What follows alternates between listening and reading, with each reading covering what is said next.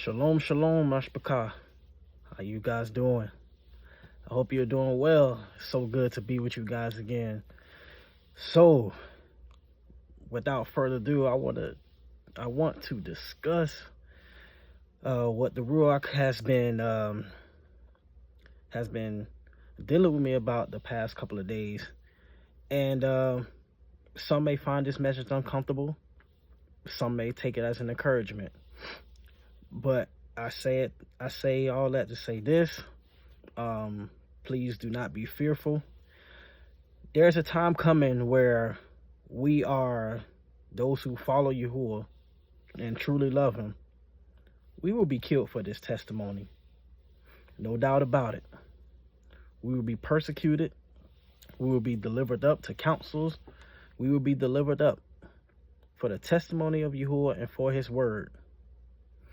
And the thing is, we must be strong, because I believe that we are, actually, I don't want to say I believe, I know that we are heading towards some dark times, and only those who endure to the end will be saved.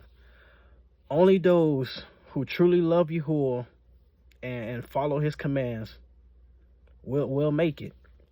So if you are a coward, if you are a pretender, then I advise you to just get out of the way and go ahead and go to the side that you're going to go on. Because if your heart is not fully in Yahuah, you ain't going to make it. All right. If you're not truly dedicated to Yahuah, no matter what's going on, then you're wasting your time.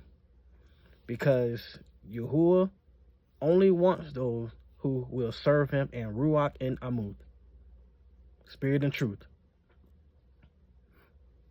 That's what he wants. And we have to be willing to die for this. So let me read in the book of Hazon, which is Revelation chapter 6, verse 9 through 11. And it said, when he had opened the fifth seal, I saw under the altar the souls of them that were slain for the debar, or word of Yahuah, and for the testimony which they held. And they cried with a loud voice, saying, how long, Yahuah, Kodash and true, do you not judge and avenge our blood on them that dwell on the earth?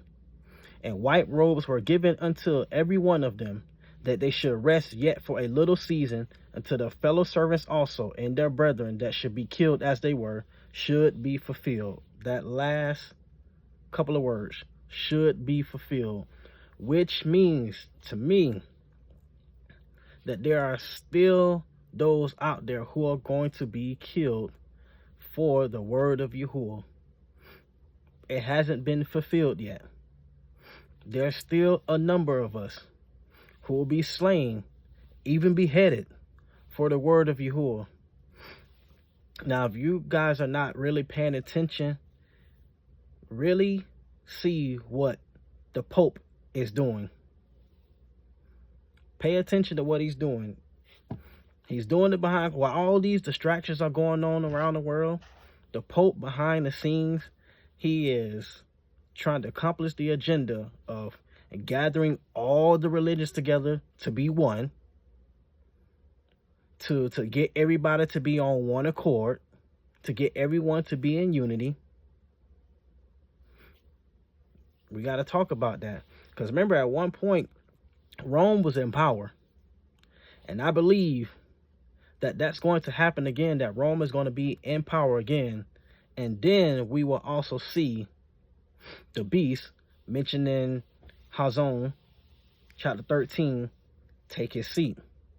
Now think about what's going on in the quote-unquote so-called Israel right now. Look what they're doing. They're building this temple, right? And they call it a prophecy. They say it's the third temple, but we know what Yahuah says. He says there will be a temple that will be made without man's hands. So this quote-unquote prophecy that they're saying about this temple is not a true prophecy at all. And then you see that they're sacrificing, if they haven't done it already, quote-unquote red heifer. But we who are paying attention, who have discernment, know that they are preparing for their anti-Mashiach to take his place, to sit on his seat. And many of the world is preparing for that. And so we have to be strong and keep our eyes on Yahuah. So I want to go to another scripture in the book of Maccabean Rajon, which is 1 Maccabees, verse 41. It says this: Moreover, King Antiochus wrote to his whole kingdom that all should be one people. Now, this is in the book of Maccabees. When he says should be one people, what does that sound like? One world religion. And at that point in time, that happened. Who was in power at that time? Rome. Who was their king at that time? Antiochus. Now, that almost, it almost sounds like anti-Mashiach. So this event happened a very long time ago, but it is going to happen again. And at that time, the ruling that he had, I mean, it was so much. It was everyone should leave his laws. He wanted everyone to consent to his religion. He wanted people to sacrifice to his idols. He wanted people to profane the Shabbat and the feast days. He wanted the people to follow strange laws. He wanted people to set up altars and Asherah poles. He wanted people to sacrifice to swine flesh and unclean beasts. He also wanted people to make themselves abominable and do all types of unclean things. But the most important, at least to me, the most eye-opening to me, is he wanted people to forget the Torah, to forget the laws and statutes of Yahuah. And even at that time, many people of Yasharal consented to his laws, consented to what he wrote, agreed upon it.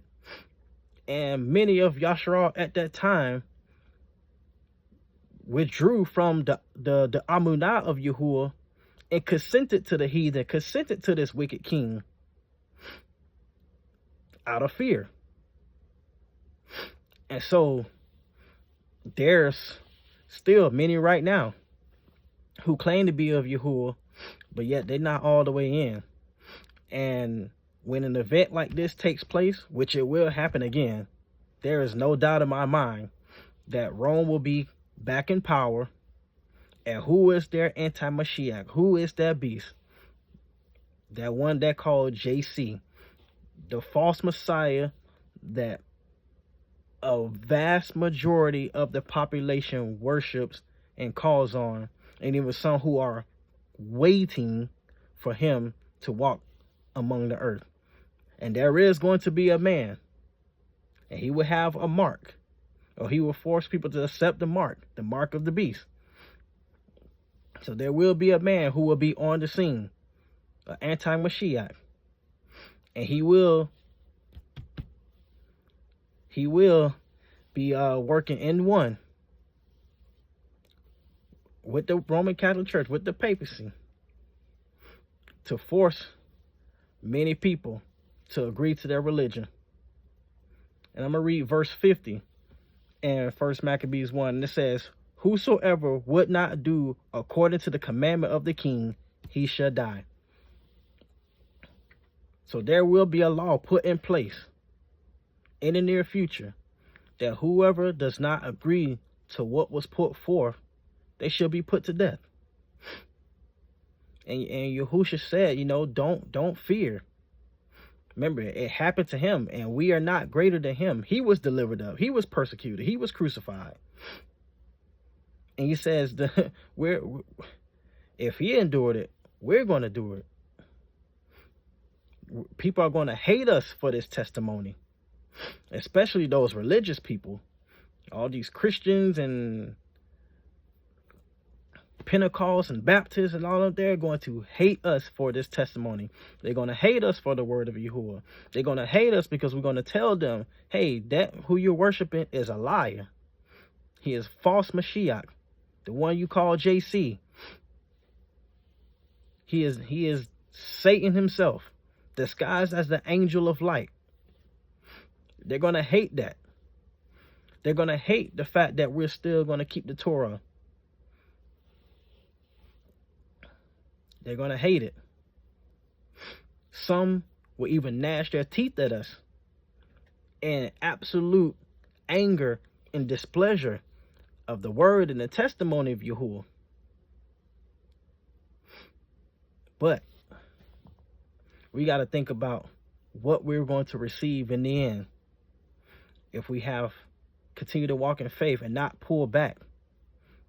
Because Yahuah is not pleased in anyone that draws back. For who would put their hand to the plow to pull their hand back? Yahuah has no pleasure. So continue to work, continue to spread the word of Yahuah, continue to tell the truth, regardless of who listens. Even if one person, there's rejoice in the Shamayim. It doesn't matter at this point. All that matters is pleasing Yahuah. It is going to be our obedience in Yahuah, obedience in his word. That's what it's going to be. And if you're not willing to die for this, if you're not willing to be persecuted for this, then, you know, I don't know what else to say. To me, I'm excited. I'm really excited because it's Yahuah. I mean, who wouldn't be excited? I'm excited. That means, our redemption is close. Our redemption is near. That's what I'm excited about. Man, I'm ready to leave this place anyway. You know what I'm saying? So if I gotta die for this, then hey, so be it. There's a new heaven and a new earth that's being made for us anyway. There's a new Yahuah Shalom coming down for us. So hey, and we're gonna receive our white robes. We're gonna receive, incorruptible, glorified bodies. We're gonna receive crown of our heads. That's the prize. That is the prize. And that's what I am wanting to get.